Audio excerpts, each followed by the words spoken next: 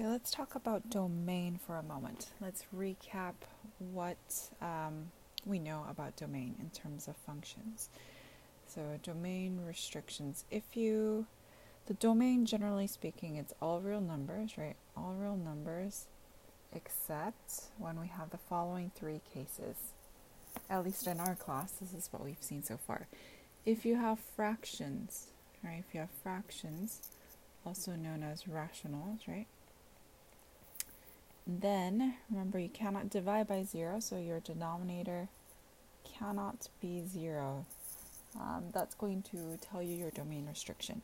So for example, if I have y equals 1 over x minus 2, what would the domain be for this one, right? The domain is all real numbers, but except x equals 2, right? So x cannot be 2, since if you plugged in 2, you would get 0 in the denominator, right? And you would get undefined. So fractions, right, you want to check that the bottom does not equal 0 because that's the location where you get undefined. Another one we have is even radicals. Specifically, we looked at square roots, but it could also be 4/3, 6/3, and 8/3, and etc. So radicand is a thing inside of the radical, and the radicand must be greater than or equal to 0. So for example, if I have y equals square root of x plus 1, what is the domain for this? Right? What is the domain? The domain is, if I set the inside, right, the inside must be greater than or equal to 0, because square root of 0 is 0, but square root of a negative number would give you a non-real value. So if I subtract 1 here, right, I get x is greater than or equal to -1, so therefore your domain is x is greater than or equal to -1. So again, to find, if you have an even radical, set the radicand greater than or equal to 0, and that will be your domain. The last one we've seen in this class is our logarithms. So for logarithms, the argument must be greater than 0. So for example, if I have y equals the common log of x plus 3, the argument, which is this part here, right, it must be greater than 0. Therefore, the domain is x is greater than -3. Again, if you have a logarithm, the inside of the log called the argument must be greater than 0. It must be positive. Okay, having recapped the different domains possible, right? Domain, again, is all real numbers unless you had one of those three scenarios. Let's take a look at the following. It says, find f composed with g of x and its domain. So the f composed with g of x, we've been doing that already. So you would end up with the following, where g of x is square root of x. If I plug in square root of x into the f function here, x squared minus 5, where my input is square root of x, I end up with x minus 5, because the square root and the square cancel each other out. So f composed of g of x, or f of g of x, is equal to x minus 5. Here's a new part. Here's finding the domain of this. So you might think that, right, if you have x minus 5, since that's just a line, right, it's not one of the three scenarios that we looked at. It's not a fraction. We don't have a square root. We don't have a logarithm. You might think that the domain is all real numbers, right? You might think that, the domain of the composite function is all real numbers. But that would be false, because for composite functions, right, remember how there's like there's like another input. Do you see how like there's an inside function? That's like that is your input. So that has its own domain that we have to consider. So when you have a composite function and you're finding the domain, you have to also look through the filter of the domain of the input function. So what is the domain of the input function in this case?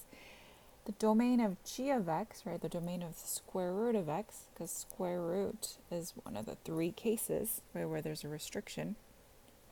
This is a case where the radicand must be greater than or equal to 0. So the domain of the input function is x is greater than or equal to 0. So that's the domain of the input function, right? Domain of g of x. So you take that, and you also take the domain of like your final answer that you have there, right? Because I didn't have any restrictions. and you have to combine them together to keep the most restrictive of the two. So you have to keep the most restrictive of the two. So in this case, the domain, right, of the composite function, right, domain of f of g of x, is x is greater than or equal to 0. So let's recap that. When you find domains of composite functions, you must not only consider the domain of your final answer that you get, but you must also consider the domain of your input function, which in this case was g of x. And then you combine them together to get the more restrictive of the two, and that is your final domain.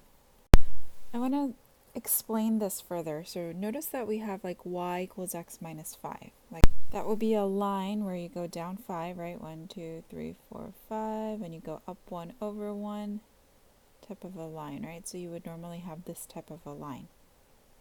However, in this case, because we have a composite function, right? Notice that right here, the g of x, right? The only values of x that we could have used, we could have even plugged in the first place, are numbers 0 and greater. Do you see that? Like I couldn't plug in numbers like -1 in here. Like I can't plug it in, because then you would get a non-real value, right? So you could only plug in numbers that were within the domain restriction here, so like 0 or greater. So your actual graph, your answer, it's not all real numbers. It doesn't span here. It would just start from 0 and above, because your domain is x is greater than or equal to 0. It's just 0 and above. This portion here does not exist.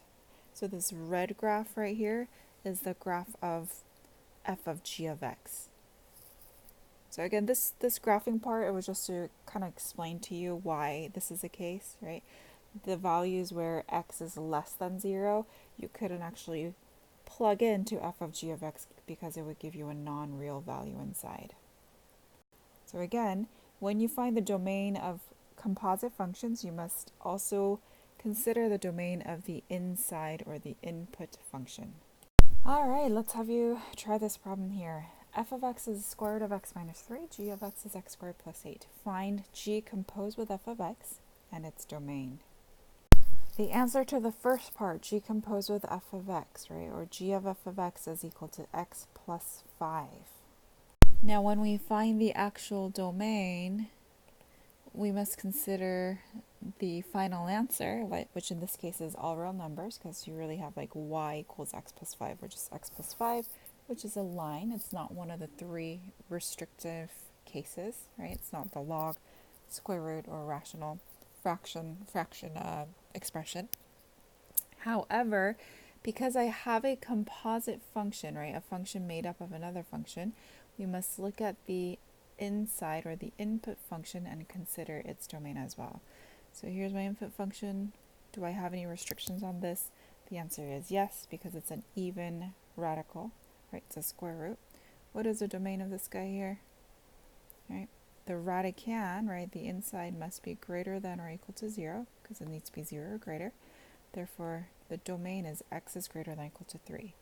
So, all real numbers for this part here, and then x is greater than or equal to 3 for the input function. Putting them together, the domain for my actual composite function is x is greater than or equal to 3.